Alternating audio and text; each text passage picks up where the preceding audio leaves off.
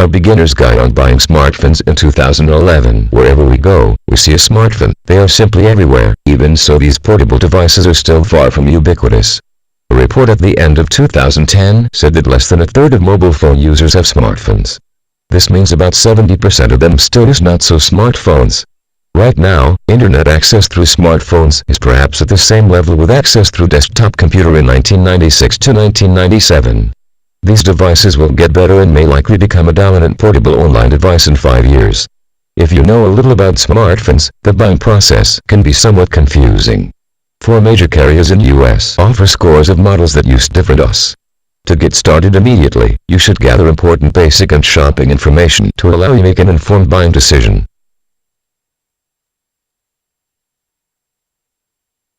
Device. The same basic tip for buying a portable device still apply. You need to use the phone before deciding to buy it, even if you are completely familiar with the operating system.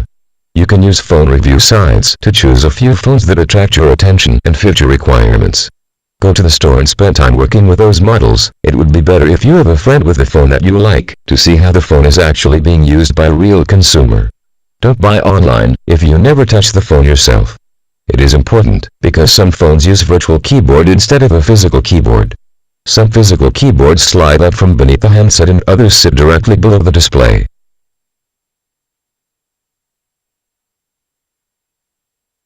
Keyboards are important for proper interaction with your phone, so you should make sure that you have tested it thoroughly. There's nothing worse than paying $500 for a smartphone and then discovering that you don't like the keyboard. Battery life is also one thing that you should consider. It is based on how many features you use, the display size and how the phone is configured. For example, phones with push email turned on will have shorter battery life than if you fetch the emails manually. You should also be aware that some phones don't allow you to change the battery, like the iPhone series.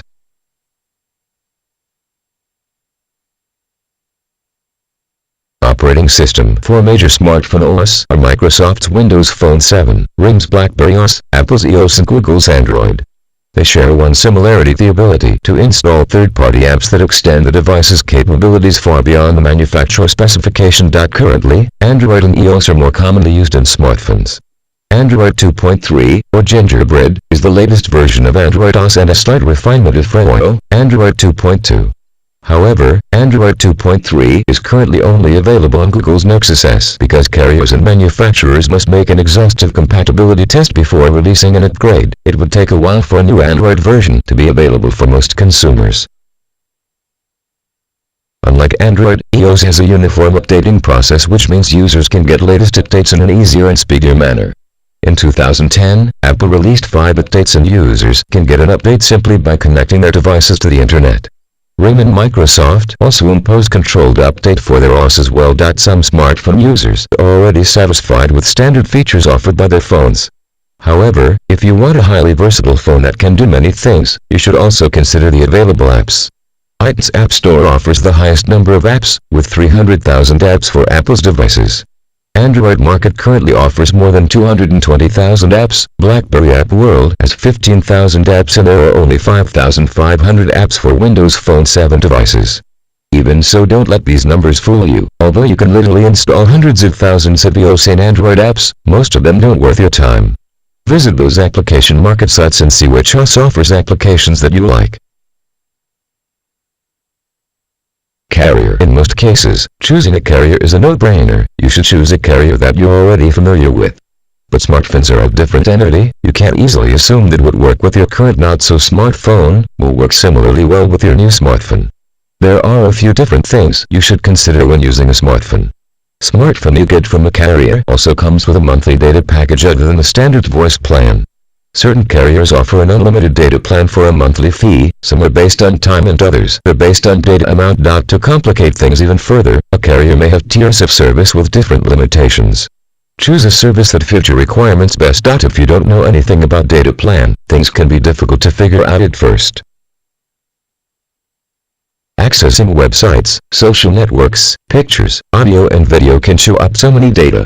If your daily requirement only revolves around browsing, email and social networking, a small to medium data package is usually enough. All carriers usually have voice connection of similar quality in most places. However, good 3G connectivity may not always be available even in some urban areas. Check whether a carrier offers good 3G coverage in your neighborhood, office and other places you frequent. Most. More 4G smartphones are going to be released in 2011, so it is a good idea to wait for a while and choose a carrier that supports the new technology. T-Mobile, Verizon and Sprint all have launched 4G networks. AT&T is a little late and won't release the service until later this year.